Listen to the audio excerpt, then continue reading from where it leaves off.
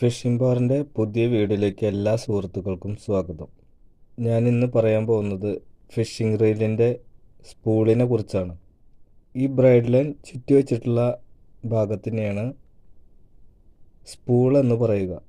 ഈ സ്പൂള് ഊരിയെടുക്കേണ്ട പല സന്ദർഭങ്ങളും ഫിഷിങ്ങിൻ്റെ ഭാഗമായി വരാറുണ്ട്.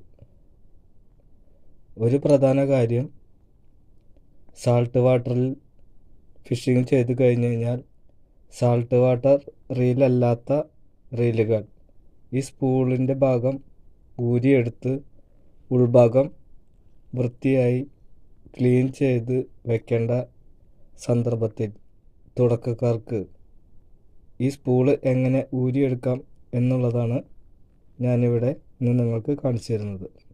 ഈ ഭാഗത്തിനെയാണ് ഡ്രാഗ് എന്ന് പറയുക. ഈ ഡ്രാഗ് ഇടത്തോട്ടാണ് ലൂസ് ചെയ്ത് എടുക്കേണ്ടത്. ഇടത്തോട്ട് ലൂസ് ചെയ്തതിന് ശേഷം മുകളിലേക്ക് ഉയർത്തിയെടുക്കുക. ഇതാണ് ഡ്രാഗ്.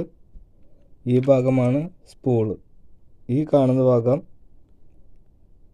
ഫിഷിംഗ് റീലിൻ്റെ ഷാഫ്റ്റാണ്. ഇനി ഈ സ്പൂള് മുകളിലേക്ക് വലിക്കുക.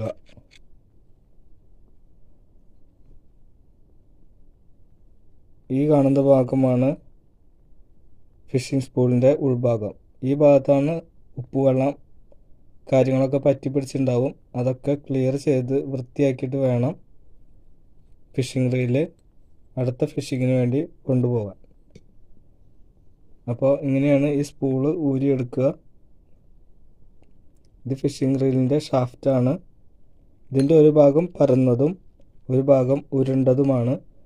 അപ്പോൾ ഈ സ്പൂള് ഈ ഷാഫ്റ്റിലേക്ക് മെല്ലെ ഇളക്കിക്കൊണ്ട് കയറ്റി വയ്ക്കുക. ഈ ഭാഗം ശ്രദ്ധിച്ച് ഉള്ളിലേക്ക് കയറ്റുക. ഈ ഡ്രാഗ് സെറ്റ് ഒരു ഭാഗം പരന്നതും ഒരു ഭാഗം ഉരുണ്ടതുമാണ്. ഇതിലും ഷാഫ്റ്റ് ഒരു ഭാഗം പരന്നതും ഇപ്പുറത്തെ ഭാഗം ഉരുണ്ടതുമാണ്. അത് കറക്റ്റ് പൊസിഷനിൽ വെച്ചതിന് ശേഷം വലത്തോട്ട് ടൈറ്റ് ചെയ്യുക. അപ്പോൾ എൻ്റെ ഈ ചെറിയ വീഡിയോ നിങ്ങൾക്ക് ഇഷ്ടപ്പെട്ടെങ്കിൽ വീഡിയോ ലൈക്ക് ചെയ്യുക, സബ്സ്ക്രൈബ് ചെയ്യുക. പുതിയ വീഡിയോകൾക്കായി ബെൽ ഐക്കൺ എനേബിൾ ചെയ്യുക. താങ്ക്